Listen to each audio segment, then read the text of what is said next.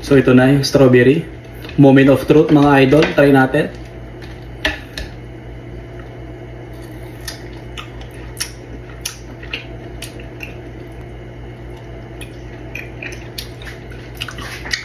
Pero masarap yung strawberry.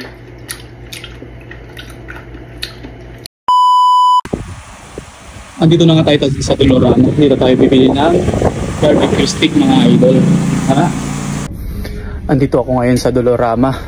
Bibili tayo ng stick ng barbecue para sa gagawin natin na tanghulo. Yan, ito ay trending na tanghulo. Try din natin gawin yun mga idol, no? Hanap tayo ng stick dito. Saan kaya nakalagay yung mga stick dito? A few moments later. So ayun, nakakita na nga tayo ng barbecue stick dito sa may Dolorama.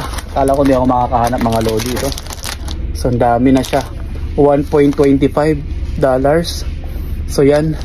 So ang dami. Makakagawa na tayo ng maraming tanghulo nito. Pero konti lang yung gagawin natin. Kaya tara na. Andito na rin tayo sa Maxi mga idol. Hahanap tayo ng strawberry. Ito lang kung saan nakalagay yung strawberry. Dahil meron na tayong grapes na violet tsaka green sa bahay. So strawberry na lang yung bibili natin para sa tanghulo na gagawin natin. Kaya let's go. A few moments later. So ito na, meron na tayong nahanap na strawberry mga idol. So sa isang lagayan na ito ay $4.49 Canadian dollars na. So pwede na to mga idol. Kaya tara na. Good morning mga boss, mga idol. For today's video ay gagawa naman tayo ng tanghulo, yung nagtitrending na tanghulo mga idol. So yung gagawin natin ay grapes, itong violet and green at itong strawberry. Kaya tara. So naglagay na pala tayo dito ng sugar at ng water. Ang papakuluan lang natin. Ito na mga idol yung ginawa nating tanghulo. So ito yung strawberry, lahat to strawberry. Yan, strawberry. And ito naman yung grapes, lahat to grapes. And ito grapes din. And ito yung may strawberry and may grapes na gagawin natin.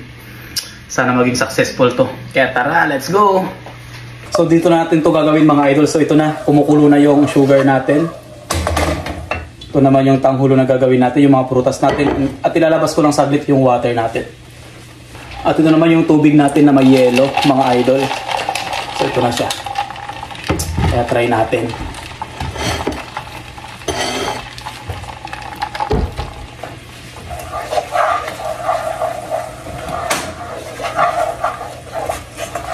So sabi nila ganito daw siya testingin. So kuha ka dito ng sugar, then isasawsaw natin dito sa yelo. Then pag crispy na, pwede na daw yun. So try natin.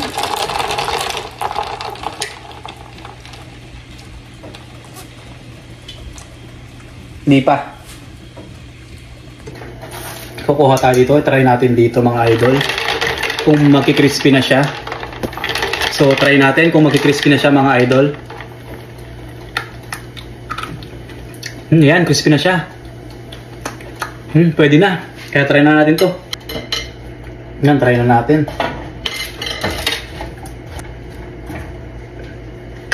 Ano yung strawberry?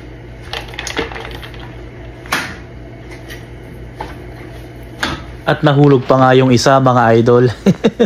Balik lang natin. At seryosong seryoso pa nga tayo dito mga idol. Pero ano sa tingin nyo? Pasado kaya ito or bagsak? Try natin yung grapes. 3 weeks ago na pala ito mga idol na may nag-request na gawin ko daw ito. Pero hindi ko nagawa dahil nagkasakit nga tayo. Tingnan natin kung ano magiging kakalabasan. Ang hirap pala nitong gawin. So ito na yung strawberry. Moment of truth mga idol. Try natin.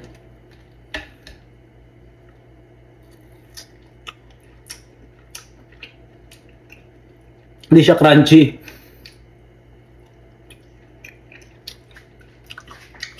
Pero masarap yung strawberry.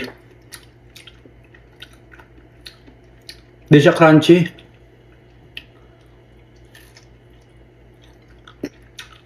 Hindi siya crunchy.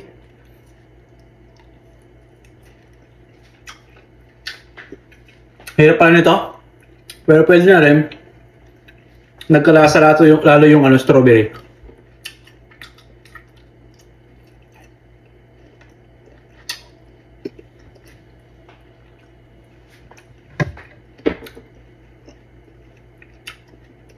Ha?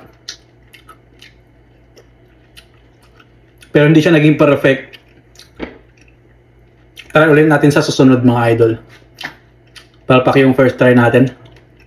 Pero masarap yung strawberry na may asukal.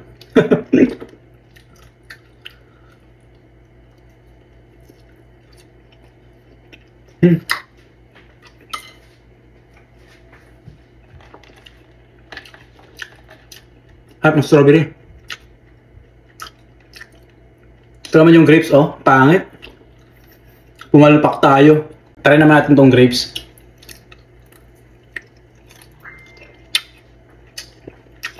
Hindi talaga siya nag-crispy. Parang nagbuo ulit yung sugar. Mali pala yung ginawa natin.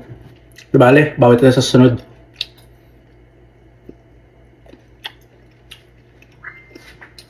Masarap pa rin yung prutas kahit walang sugar. Tanghulo, palpak. Bawi tayo sa susunod na video mga idol. So hanggang dito na lang muna. Bye-bye.